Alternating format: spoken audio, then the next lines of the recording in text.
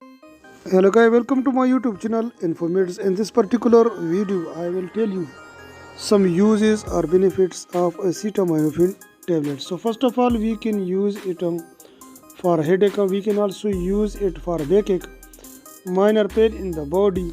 This tablets can also be used for toothache, and as well as we can also use it for muscular pain.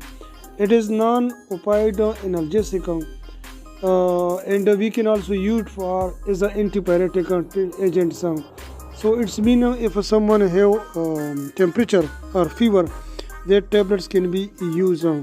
So this was a little bit about the acetaminophen tablets. In the next video, inshallah, I will I will tell you also some side effect of acetaminophen.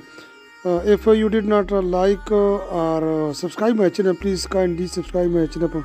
See you again. Thank you, and take care of your health.